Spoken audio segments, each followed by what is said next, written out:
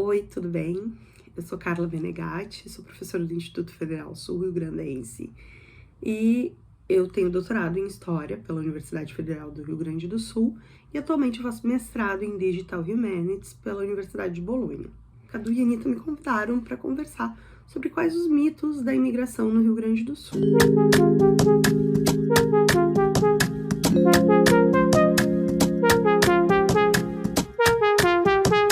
Brevemente, eu quero só explicar como eu cheguei, assim, nessas questões, porque eu trabalho já há mais de uma década, né, com identidade regional a partir da Revolução Farroupilha, né, como, assim, se construiu a identidade regional do Rio Grande do Sul a partir disso que é considerado um mito fundador. Só que nos últimos 3 anos eu comecei a tentar entender como esse mito fundador, ele passou a ser incorporado aí nessa identidade regional, inclusive por outros grupos que não tinham participado da Revolução Farroupilha. E isso inclui os imigrantes europeus que chegam no final do século XIX e, enfim, início do século XX. Bom, o primeiro mito é de que tudo que esses imigrantes e seus descendentes conquistaram é fruto do próprio trabalho. Não é bem assim. Vamos começar falando, né, do acesso à terra e à posse de terra. Esses imigrantes, a grande maioria deles, chega depois da implementação da Lei de Terras de 1850. Tá? Tem alguns imigrantes alemães, aí a primeira leva, que chega antes disso, mas a grande maioria, quando eu falo a grande maioria, são milhares, né, chegam depois da Lei de Terras de 1850. Isso significa que o acesso à terra deles é favorecido em detrimento de outros, né, setores sociais. O que eu tô querendo dizer com isso? Eu vou explicar, assim, de uma forma mais prática. A partir da Lei de Terras de 1850, só pode ter terra quem tem o título da terra. E aí, até 1850, a terra ela era uma concessão do monarca. Isso significa dizer que todas as terras que não tinham título, que não tinham sido concedidas para alguém, elas estavam na posse do monarca, tá? A coroa portuguesa, depois, né, o imperador do Brasil. E aí a pessoa ia lá, via a terra e dizia, que legal, acho que eu posso produzir. Escrevia um documento aí para o monarca pedindo, solicitando a terra, tá? Podia já começar a ocupar a terra ou não. E muita gente não ocupou a terra.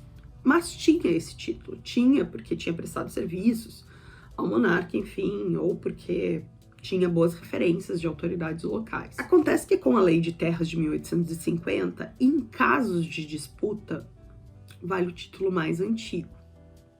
E aí a gente tem uma série de sujeitos na sociedade brasileira que não vão ter títulos de terra. E aí eu vou dar um exemplo que implica diretamente nos imigrantes. Quando se abrem as primeiras colônias de imigração italiana, por exemplo, a pérola das colônias, hoje Caxias do Sul, colônia de Santa Teresa, ela é aberta num lugar chamado Campo dos Bugres. Esse lugar tinha esse nome porque ele era ocupado por indígenas caigangue.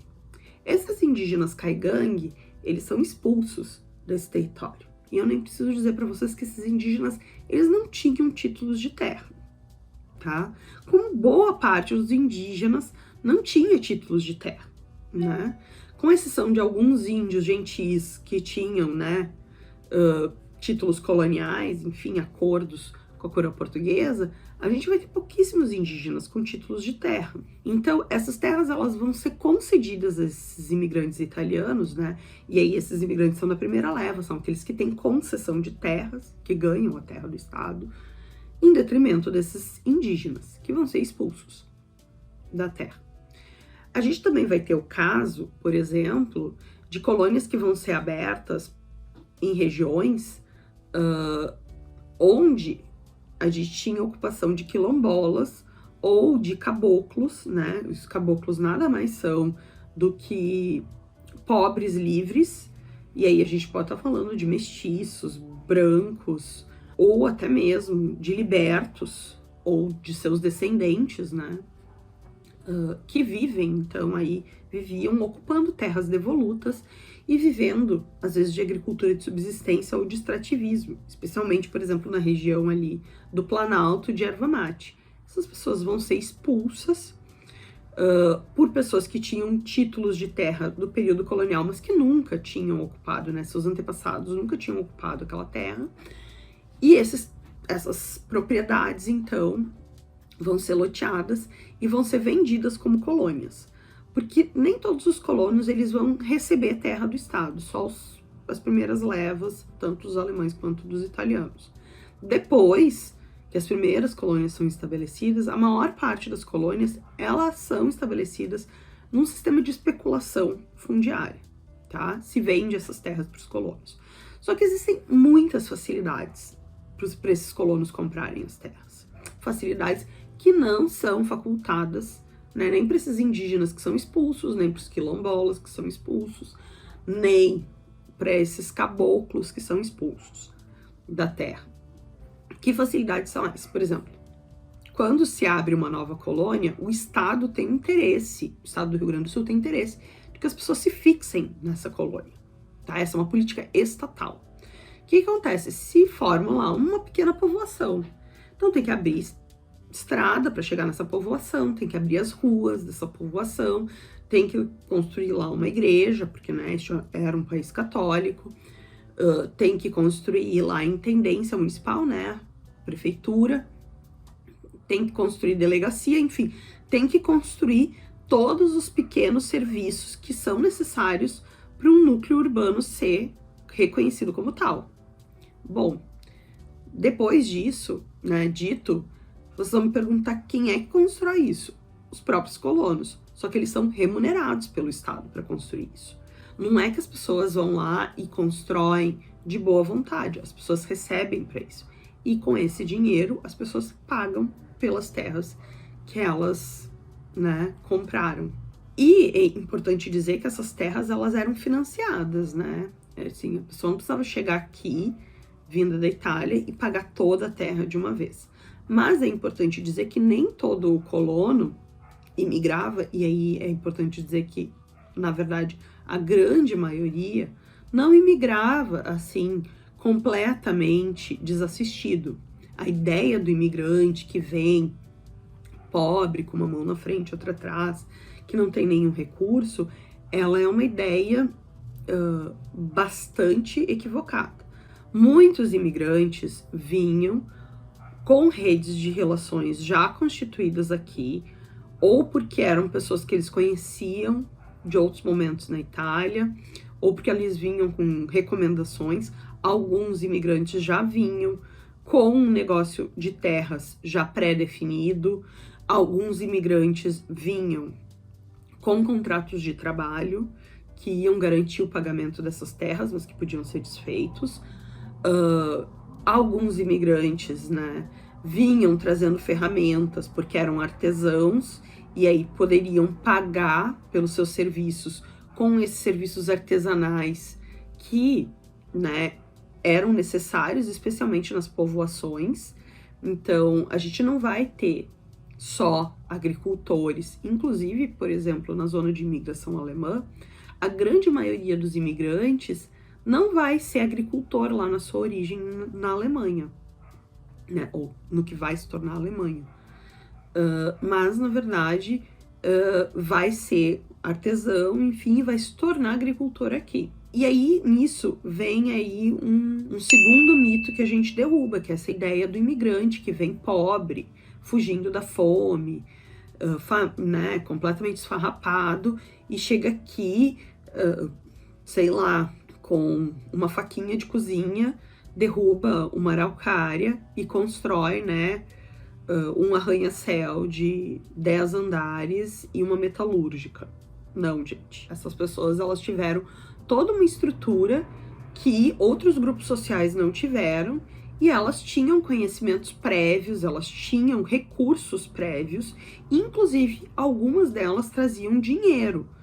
A grande diferença, e aí a gente precisa dizer, é que o dinheiro que não valia nada na Europa, em termos de compra de terra, valia bastante aqui.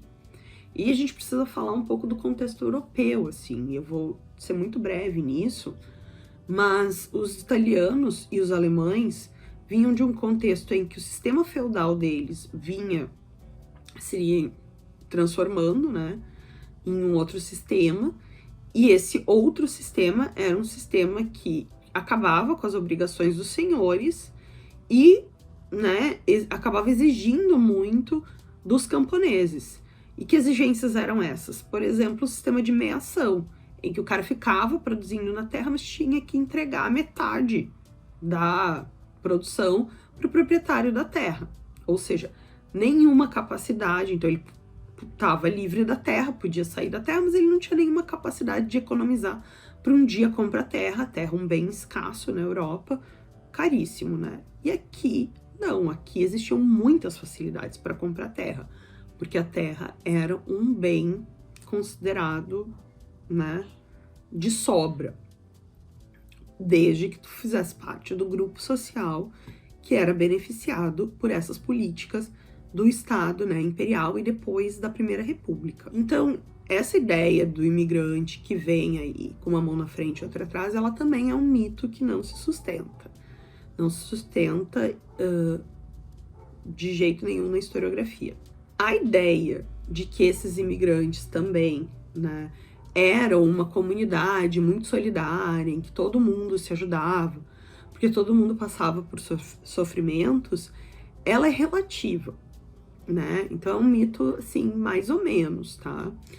Porque sim, existiam redes de solidariedade, como eu falei antes, mas essas redes de solidariedade, elas não eram completamente desinteressadas. O mesmo cara que escrevia para os familiares e para os amigos lá, né, na sua cidade, na sua comunidade na Europa, dizendo: olha, vem para cá, tem terra aqui, a terra é barata, dá para prosperar e tal. Ele provavelmente recebia uma comissão para cada parente, conhecido, amigo que vinha e comprava terra. Então, essas pessoas, elas vão fazer parte de um sistema, né, de especulação da terra no Brasil também, que vai alimentar esse sistema de colonização que vai existir aqui no Rio Grande do Sul e que vai enriquecer muita gente. E a pessoa que menos enriquece nesse processo é o colono. Inclusive, a gente vai ver que vão se constituir vários sujeitos na colônia que vivem, né, de enriquecer com o trabalho dos outros. Um deles é o atravessador. Conforme esse processo de colonização ele vai se expandindo, cada vez mais as colônias são distantes dos centros de consumo. Então, cada vez mais os agricultores, né, os camponeses vão ser dependentes daqueles que fazem intermediação com os mercados consumidores, com Porto Alegre, até com os centros dessas colônias, Caxias do Sul, Bento Gonçalves, né? E aí, o que vai acontecer é que esses atravessadores, eles, né, vão enriquecer com a produção dos camponeses.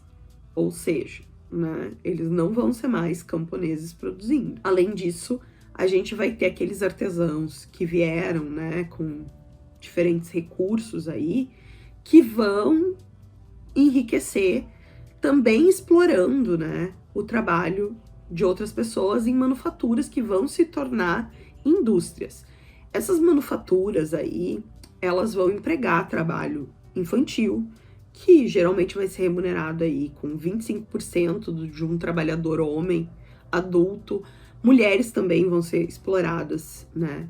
O trabalho feminino vai ser sempre remunerado com muito menos, às vezes um pouco mais do que o trabalho infantil, mas muitas vezes o mesmo que o trabalho infantil. Até 40% do trabalho de um homem adulto a gente encontra aí na bibliografia. E a gente vai ter, inclusive, né, processos de exploração. Por exemplo, na colônia alemã, a gente já tem uma série de pesquisas que mostram a posse escrava, né? Então, existiam colonos alemães que possuíam escravos, especialmente aqui na região do Vale dos Sinos. E a gente também vai ter o caso, né, da escravização, né, do trabalho coercitivo de colonos pomeranos, né? E esse é um caso, assim, bem gritante, em que imigrantes alemães de outras regiões vão escravizar esses colonos pomeranos porque não os consideram alemães como eles. Então, apesar de todos esses laços de solidariedade, de que se fala, né, nas comunidades de imigrantes, a gente também vai ter situações de exploração. E isso reforça, né, a ideia de que essas comunidades, elas não eram, né, esse paraíso étnico em que todo mundo vivia, né, sob a paz do Senhor, enfim.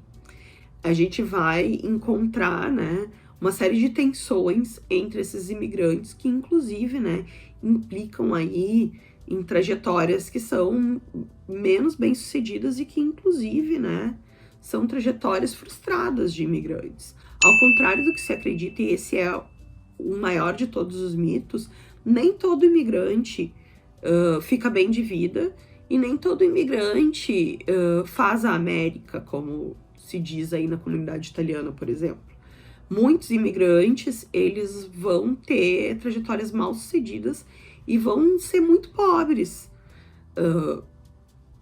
E não vai ser por falta de trabalho, mas vai ser porque as estratégias deles, ao se fixarem, vão ser frustradas por esses outros processos que não dependem só do trabalho desse imigrante, mas que dependem também de contextos dentro da própria comunidade em que outras pessoas vão estar se beneficiando do trabalho desse imigrante. Mas, talvez o maior mito de todos em relação à imigração no Rio Grande do Sul é a ideia de que o imigrante chegou aqui no fim do processo de escravização, no fim, né, muitas vezes depois do fim da escravidão, né, então, portanto, depois da abolição, e não teve nada a ver com esse processo e, portanto, né, tudo que está relacionado à questão racial no Brasil não envolve o imigrante e nem seus descendentes.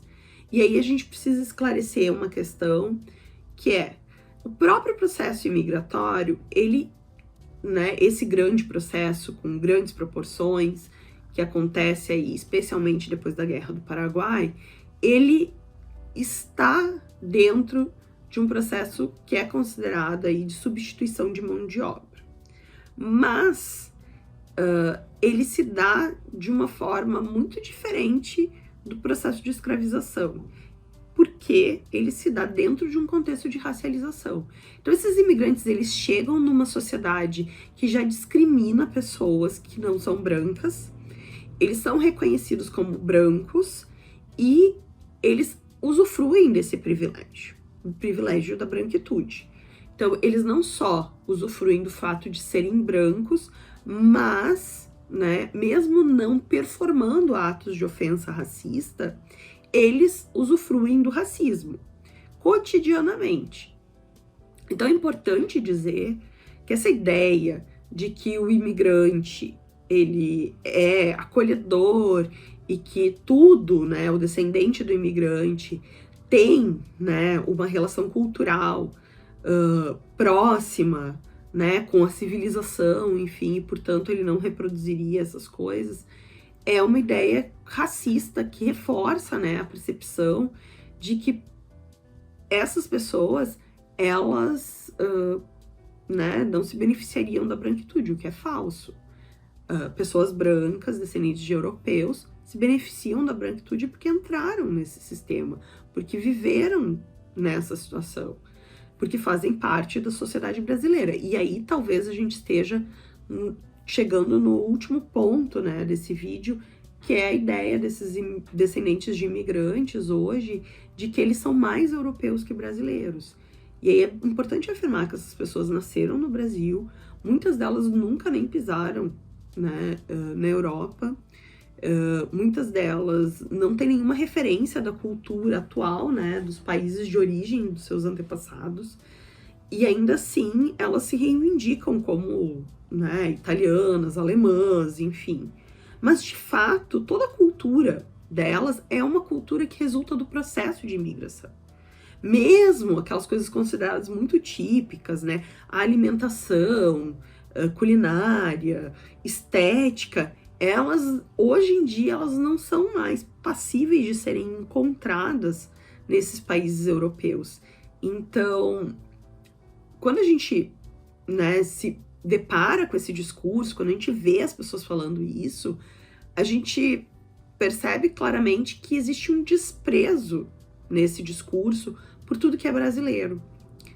E o que é até, né, insano quando a gente pensa, porque as pessoas, elas vivem essa realidade porque elas vivem no Brasil, né?